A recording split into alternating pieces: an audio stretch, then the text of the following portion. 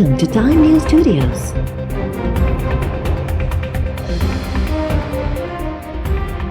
You are watching 4 PM Bulletin. Governor आज लगाया नहीं जा सकता। ये जो लोग बात करते हैं उन्होंने आईन ही नहीं पढ़ा हुआ। 18वीं तरमीम के बाद गवर्नर रूल जो है उसकी गुंजाइश बहुत कम है। हमारा जो मुद्दा है वो ये है कि आइन के ऊपर अमल करने से मसाइल हल होंगे, आइन को वायलेट करके मसाइल नहीं हल होंगे। जो सिंध का क्राइसिस है वो गवर्नर रूल का क्राइसिस नहीं है, वो आइन के ऊपर अमल ना करने का क्राइसिस है। मसलन आप देखिए कि इस साल बजट में तकरीबन 700-750 अरब रुपया सिंध को मिलेगा और उस बजट की मुनसिफाना तकसीम होनी चाहिए। अगर ये नहीं हुई तो आप क्या करें? देखिए, ये सुप्रीम कोर्ट की जिम्मेदारी है उसको इम्प्लीमेंट करें, क्योंकि आइन के मुहाफ़िज़ वो हैं। जो सुप्रीम कोर्ट है, it's a guardian of the constitution. आप पीपल्स पार्टी के साथ डील में हैं या नहीं हैं? इंशाल्लाह सिंध में अगली हुकूमत पीटीआई की होगी। सिंध में गवर्नर राज नथो लगाए सघिजे, अहिड़ियूं ॻाल्हियूं कंदड़नि आइन पढ़ियो ई नाहे। 18वीं तरमीम खां पोइ आइन में गवर्नर राज लॻाइण जी गुंजाइश तमामु घटि आहे। आइन जी भञकड़ीअ सां न उन ते अमल करण सां मसइला हल थी सघनि था। सुषमा जे वफ़ाक़ी वज़ीर फवाद चौधरी जूं टाइम न्यूज़ खे ॾिनल ख़ुसूसी इंटरव्यू दौरान ॻाल्हियूं। वफ़ाक़ी वज़ीर फवाद चौधरी चयो आहे त सिंध में गवर्नर राज न पर आइन ते अमल न थियण जो बहरान आहे। आइन में आहे त वफ़ाक़ तरफ़ां सिंध खे मिलियल पैसो आइनी फार्मूले तहत ज़िलनि में विरहायो वञे। आइन ते अमल नथो थिए त सुप्रीम कोर्ट मुहाफ़िज़ जी हैसियत सां उन ते अमल कराए। पीपल्स पार्टी सां डील बाबति सवाल जो जवाबु गोल कंदे वफ़ाक़ी वज़ीर चयो त अॻिते हली सभु ख़बर पइजी वेंदी, सिंध में ईंदड़ हुकूमत पीटीआई जी हूंदी।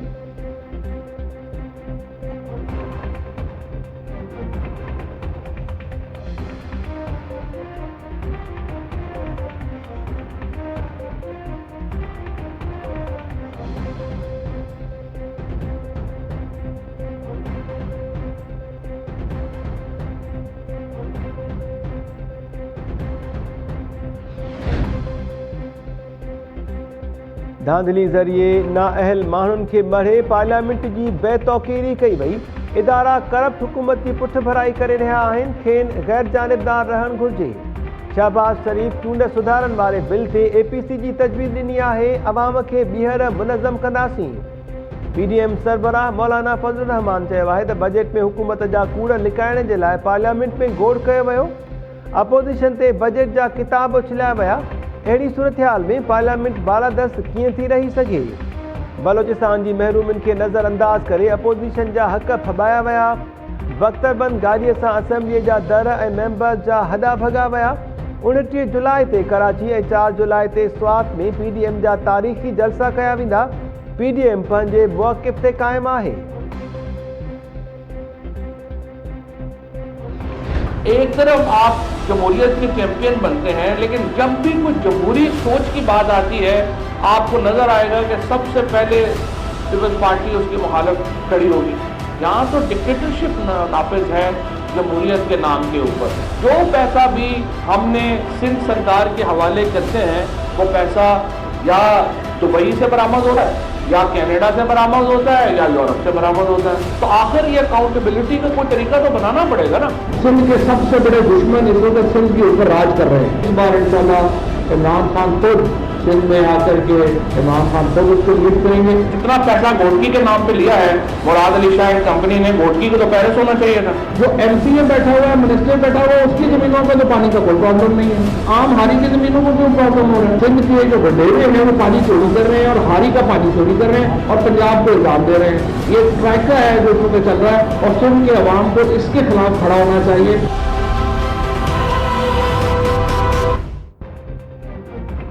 सिंध में जमहूरियत जे नाले ते आमरीयत आहे। सिंध खे जेको बि पैसो ॾियूं था उहो दुबई, कनाडा या लंडन मां हथ अचे थो। सिंध हुकूमत अवाम ते पैसो ख़र्च नथी करे। वफ़ाक़ तरफ़ां सिंध खे मिलंदड़ पैसे जी निगरानी ज़रूरी आहे। कराची पहुतल वफ़ाक़ी वज़ीर फवाद चौधरी चयो आहे त सिंध जा दुश्मन हितां जा ई हुकुमरान आहिनि। पीपल्स पार्टी आख़िरी भेरो चूंडूं खटी इक़्तिदार में आई हुई। ईंदड़ चूंडुनि में इमरान खान पाण लीड कंदो ऐं सिंध में पीटीआई हुकूमत ठाहींदी। बिलावल चए थो त पंजाब पाणी चोरी करे रहियो आहे, सिंध में पाणी पाण चोरी कनि था। ज़िम्मेवार वरी वफ़ाक़ ऐं इरसा खे करार ॾिनो वेंदो आहे। सिंध में आम माण्हुनि खे पाणी नथो मिले। फरियाल टालपुर ऐं आसिफ ज़रदारी जी ज़मीननि जो पाणी चोरी छो नथो थिए?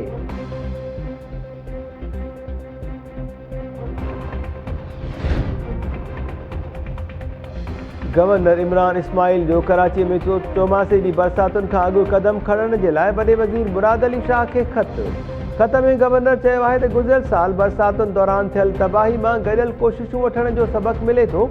वॾो वज़ीर इंतिज़ामी उहिदेदार जी हैसियत सां समूरनि लाॻापियल इदारनि खे मुतहरिक करे बरसात दौरान शहरनि जो तहफ़ुज़ करणु हुकूमत जी पहिरीं तरजीह आहे। हीउ वक़्तु आहे त समूरा स्टेक होल्डर्स गॾिजी कमु कनि।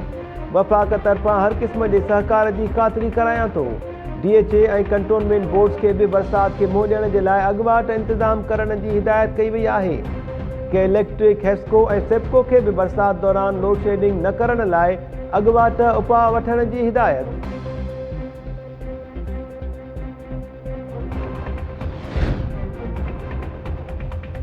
सिंधी वसंदनि ते बहरिया टाउन जे कब्ज़े ऐं क़ौमी कारकुननि जी गिरफ़्तारियुनि ख़िलाफ़ अवामी राब्ता मुहिम शुरू। मलीर में सिंध एक्शन कमेटी तरफ़ां घगर फाटक खां अवामी राब्ता मुहिम जी शुरूआत कई वई।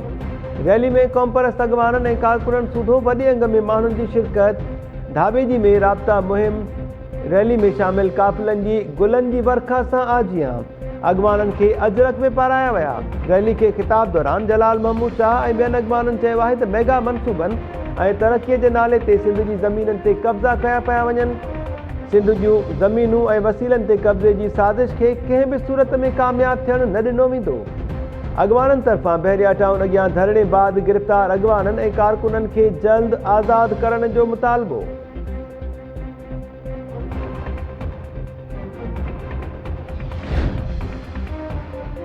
पंजाब खां पोइ सिंध में बि कोरोना वैक्सीन जी खोट वधी वई। टास्क फोर्स जे फ़ैसिले तहत कराची सूधो समूरी सिंध में अॼु वैक्सीनेशन सेंटर्स बंदि कया विया।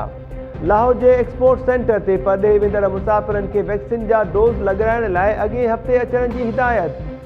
PIA जो ख़ुसूसी जहाज़ कोरोना वैक्सीन जा 15.5 लख डोज़ खणी पाकिस्तान पहुची वियो। जहाज़ चीन मां वैक्सीन जा डोज़ खणी अॼु सुबुह इस्लामाबाद पहुतो। वज़ीर आज़म जे ख़ुसूसी मुआविन फैसल सुल्तान चयो आहे त सुभाणे 15 लख खां वधीक डोज़ पहुची वेंदा। 22 जून ते 25 लख डोज़ पहुचाया वेंदा। 23 खां 30 जून ताईं वधीक 30 लख डोज़ पाकिस्तान पहुचाया वेंदा।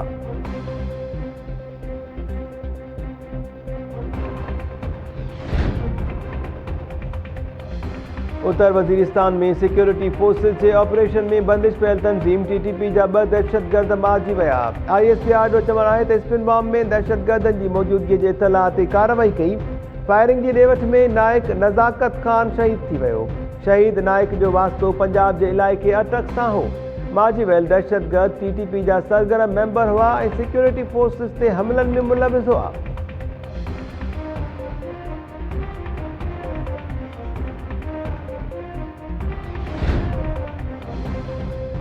लाहौर में खुताबी सां ज्यादती कंदड़ मुफ्ती अज़ीज़ुर-रहमान पुट सूधो गिरफ़्तार। पुलिस मियांवाली में कार्रवाई करे मुफ्ती ऐं संदसि पुट खे हथीको करे वरितो। ॿई पीउ पुट लॉकअप हवाले। मुफ्ती अज़ीज़ुर-रहमान जी खुताबी सां बदफ़ेलीअ वारी वीडियो सोशल मीडिया ते वायरल थी हुई। वीडियो स्कैंडल मंज़र-ए-आम ते अचण बाद JUI तरफ़ां मुफ्ती अज़ीज़ जी रुकनियत बि मुअत्तल कई वई हुई।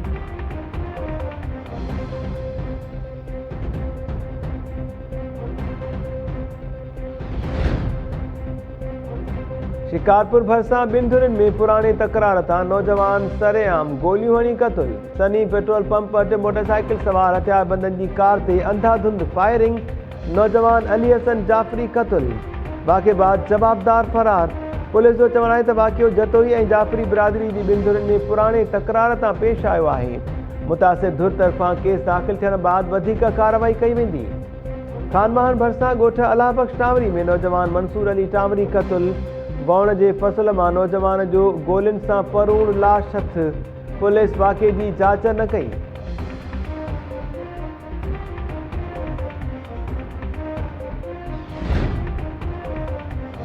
बहराम भरिसां वाह मां धनार जो लाश हथ। ॻोठ सैयद मोहम्मद तकी शाह में नींगर अली रज़ा सूमरो जो लाश घर पहुचण ते कोहराम बरपा। वारिसनि जो चवणु आहे त नींगर माल चाढ़ण वियो हो। वाटर कोर्स में विंझण दौरान उन्हें पाणी में वञण सबबि ॿुॾी फोत थी वियो। ॻोल्हा बाद संदसि लाश हथ आयो।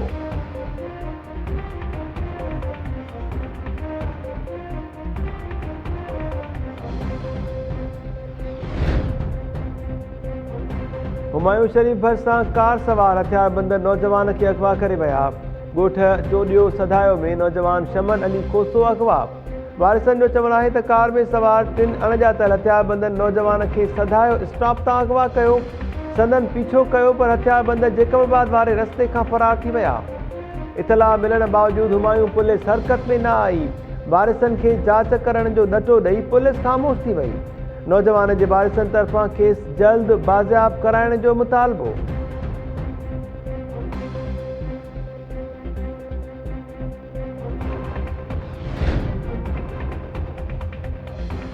मीरपुर बुरड़ो में अगवा थियल नारी कलीम बाई 1 हफ़्तो गुज़रण बावजूदु बाज़ियाब न थी। नारी जे वारिसनि ऐं हिंदू बिरादरी तरफ़ां पुलिस ख़िलाफ़ मुज़ाहिरो। नारी जी बाज़ियाबी जे लाइ नारेबाज़ी। कलीम बाई जे वारिसनि दाहियो आहे त पुलिस केस दाख़िल थियण बावजूदु जवाबदारनि खे गिरफ़्तार नाहे कयो। नारी खे बाज़ियाब कराइण जे लाइ बि कख भञी बीणो न कयो वियो। हथियारबंदनि गुज़िरियल राति ॿीहर घर ते हमिलो कयो, जंहिं दौरान ॻोठाणनि सां गॾिजी हिकु जवाबदार रहीमदाद बुरड़ो खे सोघो करे पुलिस हवाले कयो, पर पुलिस खेसि आज़ादु करे छॾियो। पुलिस नारी खे बाज़ियाब कराइण बदिरां जवाबदारनि खे तहफ़ुज़ ॾेई रही आहे। नारीअ जे वारिसनि तरफ़ां आला इख़्तियारनि खां नोटिस वठण जो मुतालबो।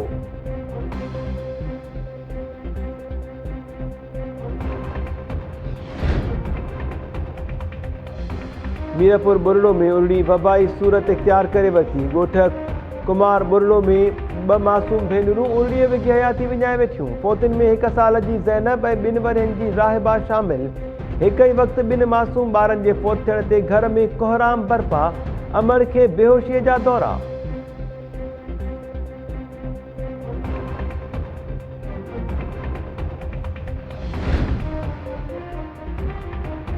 दादू में पीपल्स पार्टी जे तालके सदर खे हटाइण तां पैदा थियल तकरार वधी वियो। पीपल्स पार्टी दादू ज़िले जे सदर ऐं MLA रफ़ीक जमाली ख़िलाफ़ जियाला रस्तनि ते निकिरी आया। हटायल तालके सदर M उमर पंवर जी अॻवानी में पीर हाउस खां रैली बाद धरणो। मुज़ाहिरीन जो चवणु आहे त वॾेरनि पार्टीअ ते कब्ज़े जे लाइ क़ुर्बानी ॾींदड़ जियालनि खे उहिदनि तां हटाए छॾियो आहे। ज़िलई सदर खे इख़्तियार ई नाहे त तालके सदर खे हटाए। कारकुननि तरफ़ां तालके सदर बहाल न थियण जी सूरत में गढ़ी ख़ुदाबख़्श में शहीदनि जे मज़ार अॻियां बुख हड़ताल जो चिताव।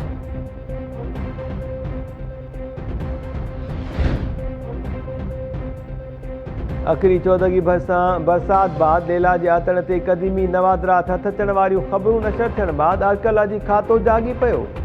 डेप्यूटी डायरेक्टर जी अॻवानी में आगाटन आसारनि जे माहिरनि तरफ़ां लेला जे आतण जो दौरो। बरसाति में ज़ाहिर थियल घरनि जा आसार, क़बरूं, पिंड फहण थी वियल इंसानी हॾनि, शीशे जी चूड़ियुनि सूधो ॿियनि नवादरात जो मुआइनो। आर्कियोलॉजी खाते जो चवणु आहे त लेला जे आतण ते कब्ज़े जो केस दाख़िल करे जवाबदारनि ख़िलाफ़ कार्रवाई कई वेंदी। आगाटा आसार चोरी कंदड़नि ख़िलाफ़ कार्रवाई जो बि